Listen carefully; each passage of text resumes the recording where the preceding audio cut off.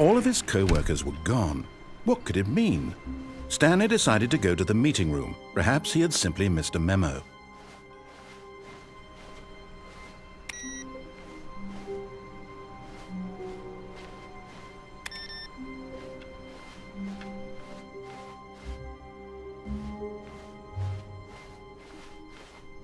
When Stanley came to a set of 2 open doors, he entered the door on his left. This was not the correct way to the meeting room, and Stanley knew it perfectly well. Perhaps he wanted to stop by the employee lounge first, just to admire it. Stanley felt lightheaded, butterflies in his stomach, giddy in a way he had never known before. Was it this room? A connection between the two? Could a man love a room? I mean, truly, truly, deeply, madly love. But eager to get back to business, Stanley took the first open door on his left.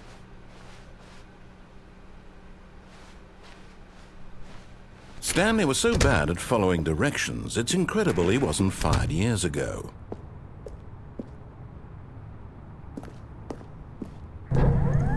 Look, Stanley, I think perhaps we've gotten off on the wrong foot here. I'm not your enemy, really, I'm not. I realize that investing your trust in someone else can be difficult, but the fact is that the story has been about nothing but you all this time. There's someone you've been neglecting, Stanley. Someone you've forgotten about. Please, stop trying to make every decision by yourself. Now, I'm not asking for me, I'm asking for her. This is it, Stanley. Your chance to redeem yourself, to put your work aside, to let her back into your life. She's been waiting. That's her, Stanley. You need to be the one to do this, to reach out to her. If you can truly place your faith in another, then pick up the phone. As Stanley picked up the phone, a white light engulfed him, filling him not just with radiance, but with hope. Hope for a life reunited one... Wait. Oh, goodness. Stanley, did you just unplug the phone? No, that wasn't supposed to be a choice. How did you do that? You actually chose incorrectly? I didn't even know that was possible. Let me double-check. No, it's definitely here, clear as day. Stanley picks up the phone. He's taken to his apartment where he finds his wife, and the two pledge themselves to one another. Music comes in, fade to white, roll credits. Not picking up the phone is actually somehow an incorrect course of action. How is that even possible? None of these decisions were supposed to mean anything. I don't understand. How on earth are you making meaningful choices? What did you... Wait a second. Did I just see... No, that's not possible. I can't believe it. How had I not noticed it sooner? You're not Stanley. You're a real person. I can't believe I was so mistaken. This is why you've been able to make correct and incorrect choices. And to think I've been letting you run around in this game for so long. If you'd made any more wrong choices, you might have negated it entirely. It's as though you completely ignored even the most basic safety protocol for real-world decision-making. Or did you not grasp the severity of the situation? Well, I won't have that kind of risk on my watch. I'm going to stop the game for a moment so we can educate you properly on safe decision-making in the real world. Please observe this helpful instructional video. Choice. It's the best part of being a real person, but if used incorrectly can also be the most dangerous. For example, in this scenario, a hypothetical real person named Rupert has a choice. He could invent a machine that eliminates food shortages across the world to make life better for all people. Or he could spend years of hard work forgetting how to read. Which choice would you make? Remember that unlike here, the real world makes sense, and at no time should you make a choice that does not conform to rational logic. If you find yourself speaking with a person who does not make sense, in all likelihood, that person is not real. Allow the person to finish their thought, then provide an excuse why you cannot continue talking. Turn to a partner and practice saying, "My goodness, is it 4:30? I'm supposed to be having a back, sack, and crack." Excellent. Making choices on a regular basis is the best part to a healthy decision-making process. Most medical professionals recommend making at least 8 choices per day. Do you make more than 8? Less? And finally, if you begin to wonder if your choices are actually meaningful and whether you'll ever make a significant contribution to the world, just remember that in the vast infiniteness of space, your thoughts and problems are materially insignificant, and the feeling should subside. At this time, your instructor will guide you in an exercise to test and reinforce the material covered in this video. Welcome back. You may have noticed that this room has begun to deteriorate as a result of narrative contradiction. But not to worry. Now that you're properly informed on good decision-making, we're going to revisit a choice you made just a few minutes ago and see what the correct thing to do would have been. This way, please.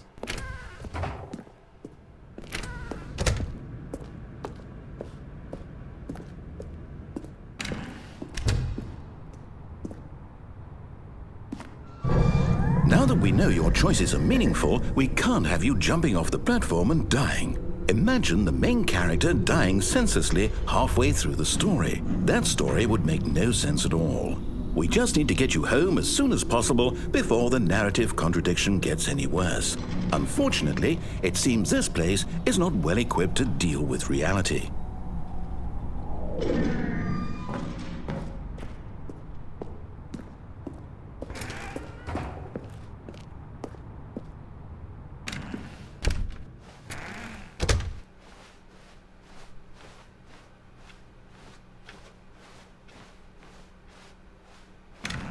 Almost there. You'll take the door on the left, back to the correct ending, the story will have resolution once again, and you'll be home free in the real world.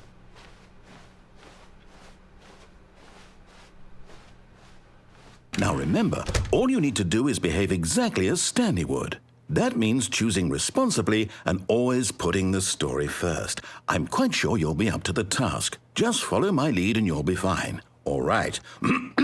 When Stanley came to a set of 2 open doors, he entered the door on his left.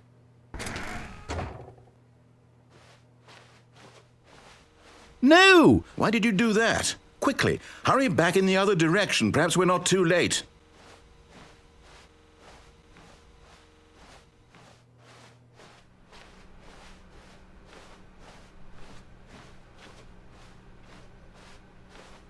Oh, it's ruined. I can't believe, after everything we talked about, that my story, you've destroyed my work. Why? For what?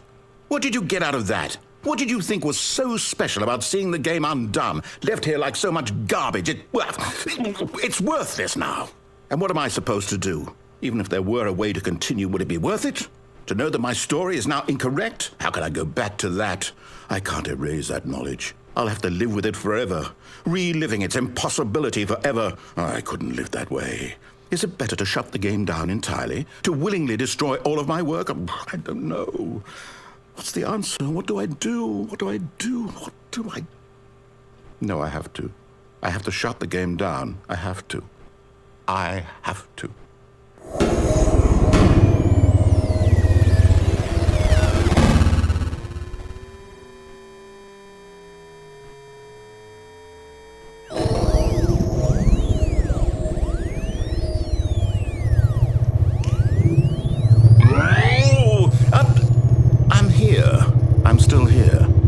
Pile of rubbish with you who thought you were so clever.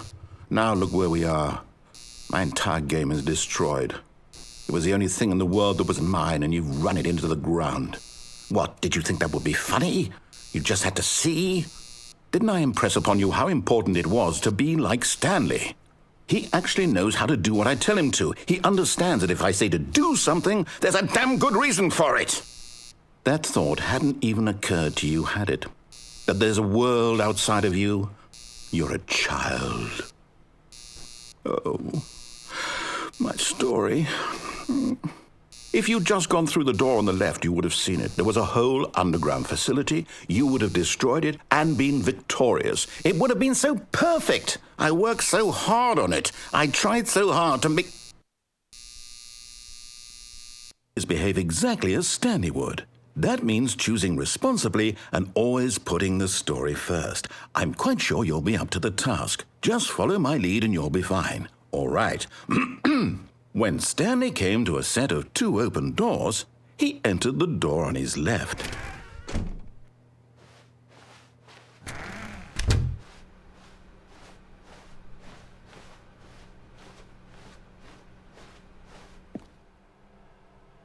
Yet there was not a single person here either. Feeling a wave of disbelief, Stanley decided to go up to his boss's office, hoping he might find an answer there.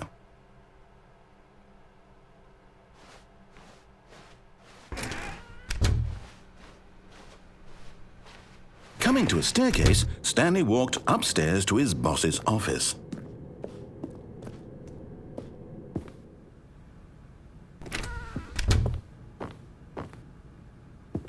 Stepping inside his manager's office, Stanley was once again stunned to discover not an indication of any human life. Shocked, unraveled, Stanley wondered in disbelief who orchestrated this, until he saw the door with a voice receiver next to it. Surely behind this door lay all the answers to his questions. And beyond all probability, he knew the passcode. He had seen it on his boss's computer just last week. Night Shark 115. Was this the code to open the door? Would it still work? There was only one way to find out. Stanley had been trained never to speak up, but now he would draw from within himself the courage to face the unknown. He drew a sharp breath and then spoke the code.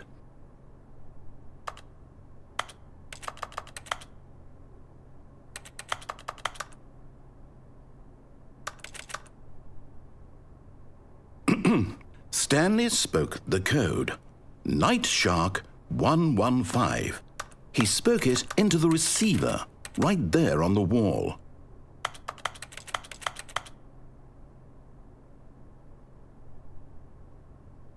I'm sorry, is there a problem?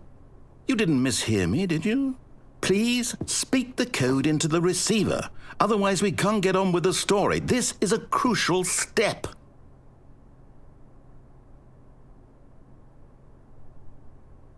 Okay, fine, you're not going to do it, but you know what? It's pretty humiliating to bring you this far, only for you to suddenly decide you have better things to do. I asked you for this one single thing, for your respect. The kind of respect Stanley shows for his choices. He knows what it means to take a story seriously. If you didn't want to see what I had to show you, then why did you come here? You had a choice, you know. You could have gone through the door on the right. You could have done whatever the hell you wanted over there. Why did you come this way? Speak. Say something to me. Explain yourself, you coward. You... When Stanley came to a set of 2 open doors, he entered the door on his left. Stanley? Hello? Is everything okay? Stanley, please. I need you to make a choice. I need you to walk through the door. Are you listening to me? Can you hear me?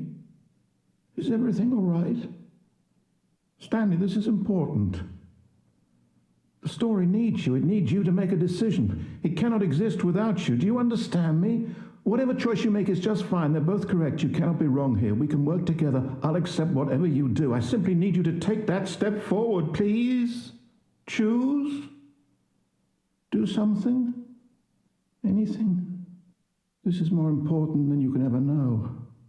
I need this. The story needs it. So, you hear me? Are you there? Are you listening to this? Stanley, are you there? Okay. It's okay, I can wait. You need time to decide. Time to make sure your choice is correct. That is the best choice. That's all right. I'll wait for you to decide what's the right thing to do. Take as much time as you need.